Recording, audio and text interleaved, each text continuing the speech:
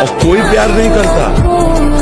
मर गए तो एक दो दिन रोना होगा, महीना दो महीना चर्चा होगी, कूड़ा पड़ गया तो कौन याद करता है। और ये बात जीते जी हम अगर समझ जाएं कि हमारा कोई नहीं है, यहाँ से कुछ नहीं ले जाना है, जो ले जाना है वो है भगवान का नाम, भगवान का स्मरण, परोपकार, अच्छे कर्म, तो वो करे मनुष्य। उमा क्षमा सापौते भारी। यदि आपको कोई सता रहा है तो आप चुप हैं, ये चुप उसके लिए बम का काम करेगा।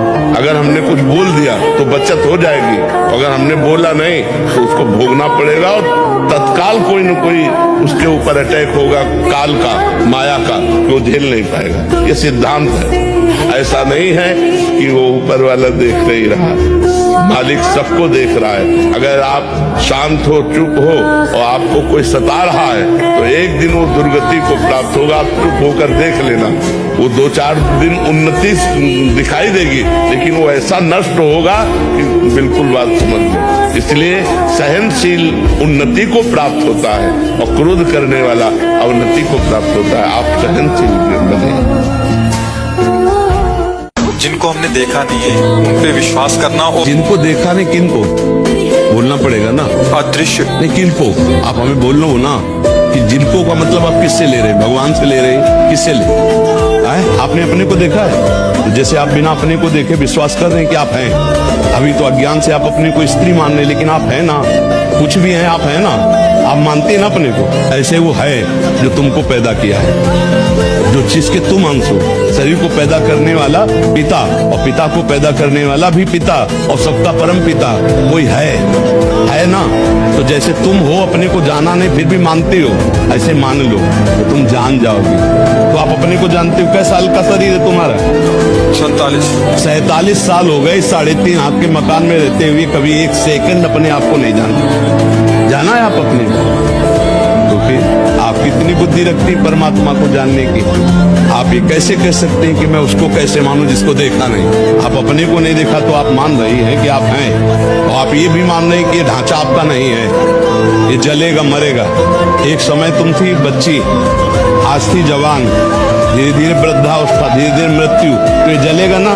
जैसे दूसरों को जलता है ऐसे जलेगा, तुम जलने वाली नहीं हो। इसलिए नाम जप करो और संतों की बात मान जाओ, तर्क करने की जरूरत नहीं। रिश्वत नहीं लेने का एक संकल्प लिया था, बट अभी पैसों की कमी हुई तो हमने रिश्वत ले ली महाराज जी। और जहाँ हूँ वहाँ ये सब एक आम बात है महाराज जी। अभी जब से लेना शुरू किया या लिया है तब से पूजा पाठ और परिवार में मतलब ठीक नहीं हो रहा। आप जिस डिपार्टमेंट में भी हो, आपका वेतन तो निश्चित है ना। आप अपने वेतन से क्यों नहीं अपने परिवार का पोषण करते? वेतन से अधिक हमें जरूरत नहीं। मोटरसाइकिल से नहीं चल पाओगे तो साइकिल से तो चल लोगे ना, उससे शरीर स्वस्थ रहेगा। और हराम की मोटरसाइकिल लोगे तो एक्सीडेंट हो जाएगा, चलने लायक नहीं रहोगे। समझो, ये अधर्म का पैसा हमको कहीं ना कहीं जाकर के ऐसा भिड़ा देता है जहां हम दुखी हो जाते हैं। बेईमानी अधर्म का नहीं, ये लेने में अच्छा लगता है, लेकिन हृदय और परिवार दो पर ये फर्क पड़ जाएगा। और परिवार के बच्चों पर, परिवार के सदस्यों पर प्रतिकूल ऐसा प्रभाव पड़ेगा, कलह, अशांति, और ज्यादा अपवित्र धन आ गया तो अपंगता, ऐसे बहुत से घटनाएं हो जाएंगी जिनमें पूरा जीवन बर्बाद हो जाएगा। 100 रुपया कमाओ लेकिन धर्म पूर्वक कमा के लाओ। उस 100 रुपया से परिवार का पोषण करोगे तो सबकी बुद्धि शुद्ध रहेगी, सब प्रसन्न रहेंगे, सब स्वस्थ रहेंगे। 1 लाख कमा के लाओगे, अस्वस्थ हो जाएंगे, बुद्धि खराब हो जाएगी। ईमानदारी का पैसा, वो भले साइकिल से चलो, भले दाल रोटी खाओ, भले साधारण कपड़े पहनो, सुख से रहोगे, शांति से रहोगे। सहजता से दे रहा है कोई? सहजता से कौन देता है? सब अंदर से पीड़ित होकर के देते। सहजता से कोई घूस देता है?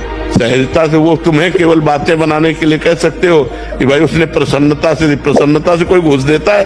पापी पुरुष, अधर्मी पुरुष, वो हर्षित होकर जरूर दे सकता है, क्योंकि 50 करोड़ मार रहा है बेईमानी से। तो वो बेईमानी का धन जब तुम्हारे पास जाएगा तो तुम्हारी बुद्धि को फेल कर देगा, तुम्हारे परिवार को फेल कर देगा। हमारी बातें आज मान